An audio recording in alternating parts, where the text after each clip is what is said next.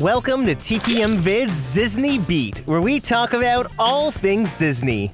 If you're new to the channel and like what you see, hit that subscribe button and click the bell icon to be notified when we upload a new video.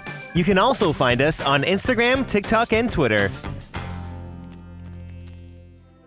There is nothing quite like a trip to Disneyland. It's truly a special experience. Now, Disney is all about the details, and Imagineers have been known to incorporate many Easter eggs and hidden secrets that are very easy to miss. A lot of them are hidden in plain sight. You just need to know where to look to find them.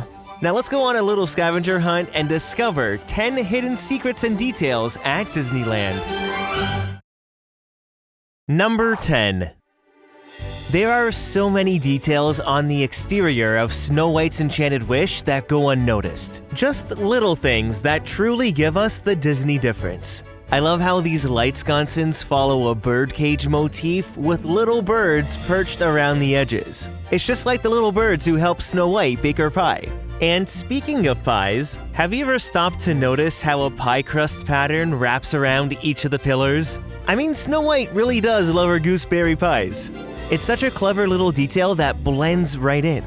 You could also find it in a couple other areas on the facade. Now, you may think these were added recently, but this pie design has been here since the Fantasyland refurbishment in 1983. The old color scheme of Snow White's Scary Adventures made it a little more difficult to notice. This reimagining just brought so much more life to the attraction, including this animation of Snow White dancing with Dopey, which I just adore. Now, today's video is sponsored by Disney Emoji Blitz. You can download Disney Emoji Blitz for free using the link below. I'll be giving away some more Disney gift cards, so stay tuned for that. Now, Disney Emoji Blitz is not your typical Match 3 game, since 1. You get to play with these adorable Disney emojis, and 2. There are dozens of emojis to collect. The best part is that each of them has their own unique power-ups. You can really strategize by choosing the best emoji to use in each game to maximize your points scored. My favorite emoji to use right now would have to be Zeus, who still comes through with getting me some of my highest scores. When he powers up, he zaps the board with thunderbolts, clearing quite a bit off. Now, new emojis are being added every week from Disney, Pixar, and Star Wars IPs, with tons of characters to collect in different categories, like silver, gold, rainbow, and even story and villain emojis. And to top it all off, the emojis you earn in the game can be used in text conversations with your friends. I mean, how cute is that? Use my exclusive link below to download the game for free. The link acts as sort of a creator code, so anything you do spend in the game helps support me and the channel. Now, I'm doing a little sweepstakes where you have the chance to win one of 3 $25 Disney gift cards. All you need to do is download the game using the link below, screenshot yourself getting to level 20 in the game if you're a new user, or if you've played before, screenshot your current level plus a score over 1 million, then tweet me at TPM Videos. And if we get over 500 downloads, I'll throw in another Disney gift card. I'll be choosing the winners July 5th and we'll announce them on Twitter. Thanks again to Disney Emoji Blitz for sponsoring the video, and now let's continue on to number 9. If you take a look at New Orleans Square from just in front of Pirates of the Caribbean, you'll spot a ship's mast hidden in the distance. It's a lot easier to see from the side of the French Market. It was placed here to create the illusion that this area goes beyond what we can see, where a huge ship is docking at a New Orleans port on the other side. It's the whole forced perspective technique. But this little New Orleans detail was not part of the land when it opened in 1966. It wasn't added until the early 1990s when New Orleans Square saw some changes to welcome Fantasmic. Imagineers were exploring Herb Ryman's original concept art for New Orleans Square, and they noticed that in the distance, he drew some ship masts at port. As a tribute to Ryman, Imagineers placed the mast in New Orleans Square to make the skyline appear as how it originally was envisioned 25 years prior. Over the years, it's become a bit more difficult to notice from the front, but it's still a fun one to find. Number 8. The sailing ship Columbia may not be the most popular attraction, but it's a great place to escape the hustle and bustle of the park and take in the relaxing views. There are probably a lot of you who have never been on the ship, but what may surprise you is that what you see is not what you get. Sure, you get a relaxing ride along the river, but the real secret here is what's below the ship. Make sure to mind thy head because clearance is tight, but below is a mini museum of what life was like for the crew in 1787.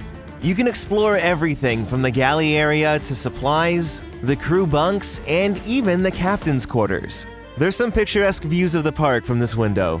It's a really neat little hidden attraction that features so much detail. It screams classic Disneyland. The first time I stumbled upon these quarters, I was pleasantly surprised, and now it's become a tradition every time I'm at the park. Number 7. Whether you love it or hate it, you can't deny that It's a Small World is an iconic Disney ride. The whimsical marquee was designed by former Imagineer Rolly Crump, and it was inspired off the stylings of the legendary Mary Blair. The great thing about this facade is the kinetics. Every 15 minutes, this fun little parade of 24 animated figures make their way around the base of the clock tower.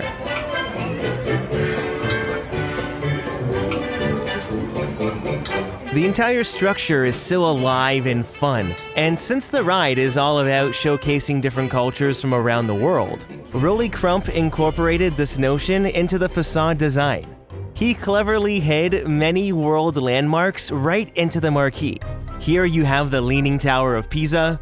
In the front left is a whimsical take on the Taj Mahal. An ancient Greek temple is hidden here in the background. To the left is the Eiffel Tower. Then beside it is what appears to be a windmill from the Netherlands.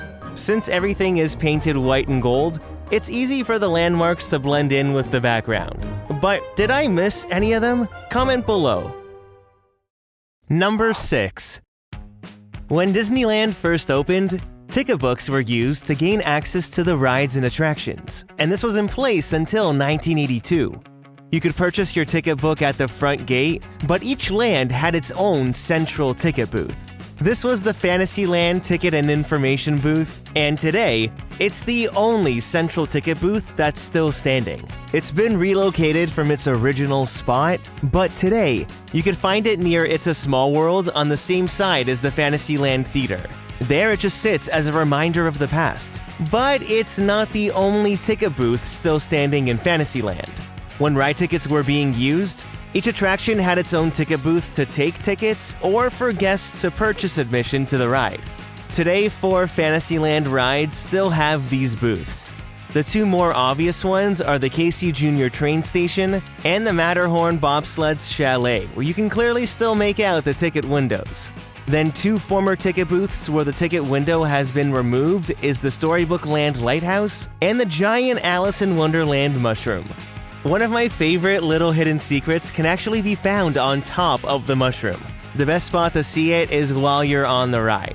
So once you're outside, take a look at the top of the mushroom and you'll see the caterpillar has left his 6 little shoes behind. I wonder where he went. Number 5. The Haunted Mansion has many iconic design elements throughout, and if you're dying to decorate your home with a piece of the Haunted Mansion, you're in luck. So as you walk into the foyer before the stretching rooms, you can actually buy this Victorian wallpaper on the wall. A company named Bradbury & Bradbury Art Wallpapers in California sells this exact wallpaper. Their site lists it as Dresser 2 room set Lily in Jasper Green. It was originally designed by British designer and theorist Christopher Dresser at the peak of the Victorian era. Bradbury & Bradbury specialize in reproducing and reinterpreting some of Dresser's most popular wallpaper patterns, along with other designers as well. This lily pattern was the perfect fit to the look and feel of this Victorian mansion we call the Haunted Mansion. And now, I'll be redecorating my office.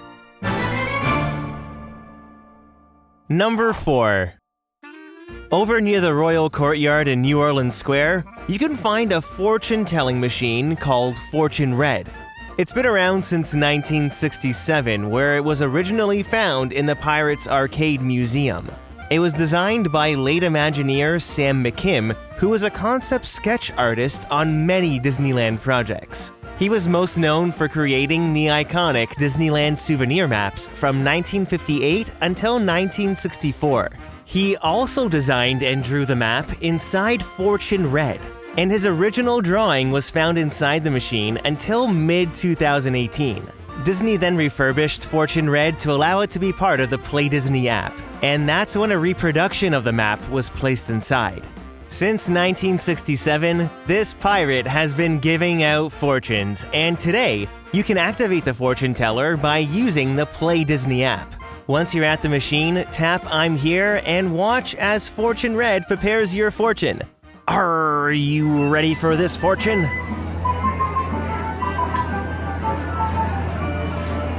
Below, a collectible card pops out of the tray where one side has your fortune, then the other side has one part of the 10-part story. And there's 3 10-part stories to collect. Every day you can go back and get a free fortune and story, or pay 25 cents for additional fortunes that day.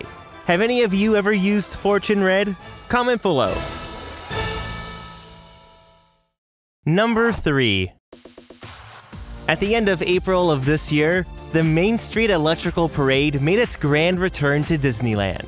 This year marks the parade's 50th anniversary, and for this huge milestone, they debuted a brand new finale float themed to It's a Small World with Disney characters. They're all super cute, and it features many newer stories as well.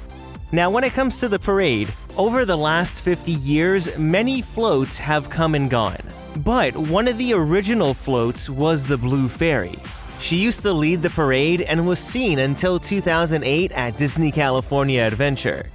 When it returned to DCA for the 2009 season, the Blue Fairy disappeared and was replaced with a new Tinkerbell float leading the parade. Having the Blue Fairy leading the new It's a Small World finale acts as a tribute to the original Blue Fairy in the parade. I mean, these are the kind of details that Disney fans really appreciate. Number 2. Critter Country is home to Pooh Corner, where you can find many delicious snacks and merchandise. Well, before Winnie the Pooh moved into this area of the park, Pooh Corner used to be the Mile Long Bar, which originally opened in 1972. It opened with the Country Bear Jamboree, where Winnie the Pooh is today. Now, since arcades were incredibly popular in the 1970s, Disneyland began adding arcades to the theme park, and they decided to place one beside the Mile Long Bar. Taking inspiration from the fabulous swinging bear in the Country Bear Jamboree, they called the arcade Teddy Bear's Swinging Arcade. Well, in 2003, the building received the Winnie the Pooh makeover, and it was officially named Pooh Corner. But during the transformation, Imagineers decided to leave a little piece of Teddy Bear's Swinging Arcade intact. To the left of this window, you'll see it still says Teddy Bear's Swinging Arcade. Over the years, it has been repainted, but the horticulture team has made a point to make sure the plant grows around the sign. This way, it still preserves this little piece of Disneyland history. Number 1. Frontierland used to be home to the Big Thunder Ranch, which was a recreation of an 1800s working horse ranch. It opened in June of 1986 and delighted Disneyland visitors with its petting area, restaurant, and entertainment. It closed in January of 2016 to make way for Star Wars Galaxy's Edge, and it officially became a defunct piece of Disneyland history. This walkway that extends across Frontierland into Fantasyland passes by the old entrance to Big Thunder Ranch. Now, if you look closely, you'll find that some remnants of the ranch have been repurposed into this area. First off, on this sign across from Thunder Mountain, the top of this post has the Big Thunder Ranch logo. You can also find it on the other sign closer to Fantasyland. Then while we're here, if we take a look along the pathway, what appears to be just a prop is actually a recycled lantern from Big Thunder Ranch. This style of lantern was found along the stage and in a couple other areas. Today, there are 2 of them on display. Then many of these hanging lanterns are also recycled. You can see they have the BTR logo, and these specific lights used to be placed around wagon wheels in the restaurant seating area. There were quite a few of them. All of these recycled lanterns are a perfect tribute to Big Thunder Ranch. So next time you're at the park, see how many you can spot. Now, when it comes to Disneyland, what is your favorite hidden secret, Easter egg, or detail? I'd love to know. Leave a comment down below to start a conversation, and don't forget to hit that like button if you enjoyed the video.